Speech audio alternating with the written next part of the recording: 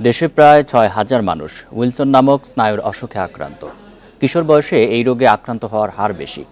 মঙ্গলবার বঙ্গবন্ধু শেখ মুজিব মেডিকেল বিশ্ববিদ্যালয়ে সংবাদ সম্মেলনে জানানো হয়, আত্মীয়ের মধ্যে বিয়ে হলে এই রোগে আক্রান্ত হওয়ার ঝুঁকি বাড়ে। উইলসন রোগে আক্রান্ত কায়সার মিয়া ৩ বছর ধরে হবিগঞ্জ থেকে ২ মাস পর পর ঢাকায় এসে নিতে হয় চিকিৎসা। গত ৪ বছরে বঙ্গবন্ধু মেডিকেল বিশ্ববিদ্যালয়ে এই রোগের চিকিৎসা নিয়েছেন ২০০ জনের বেশি। আক্রান্তদের বেশিরভাগ স্বাভাবিকভাবে চলাচল করতে পারেন না।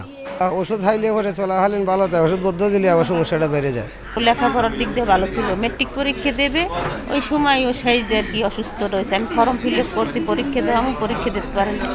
এই ওর আসুক খিচুনি উঠছে, মুখ দিয়ে লালা পড়ে, হাঁটতে পারে না, কথা বলতে পারে না। এই সমস্যা আগে কেমন ছিল? আগে ভালো ছিল। মঙ্গলবার সংবাদ সম্মেলনে জানানো হয়, বঙ্গবন্ধু মেডিকেলে ৫০ জন রোগীর জিন বিশ্লেষণে ৬ জনের দেহে বিরল ধরনের মিউটেশন পাওয়া গেছে। তবে এর প্রভাব এখনও জানা যায়নি। এই নতুন ধরনের যে মিউটেশন এই বাঙালি এথনিসিটির মধ্যে হলো, তাহলে কি এদের নতুন ধরনের কোনো উপসর্গ হবে কিনা?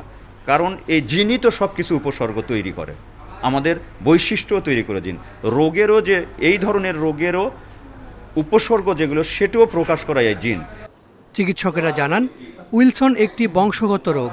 আক্রান্তদের বেশিরভাগের বয়স ৩০ বছরের মধ্যে। এর লক্ষণ হচ্ছে ঢোক গিলতে সমস্যা, হাত পা কাঁপা ও শক্ত হয়ে যাওয়া, ঘাড় মোচড়ানো সহ নানা শারীরিক সমস্যা। খালাতো বোন, মামাতো বোন, ফুফাতো বোন এই সমস্ত বিয়ে শাদী বন্ধ করে দিতে হবে, তাহলে এই রোগটা হবে না। এবং যদি একটা ফ্যামিলির একজনকে কনফার্ম ডায়াগনোসিস করা যায়, তাহলে তার সিবলিংদেরকে তখন পরীক্ষা করে আর্লি ডিটেকশন করা যাবে। উইলসন রোগের চিকিৎসায় ওষুধ খেতে হয় সারা জীবন। একজন রোগীর মাসে ২,০০০ টাকার ওষুধ প্রয়োজন বলে জানান চিকিৎসকেরা। Hasan Misbah, independent news, Dhaka.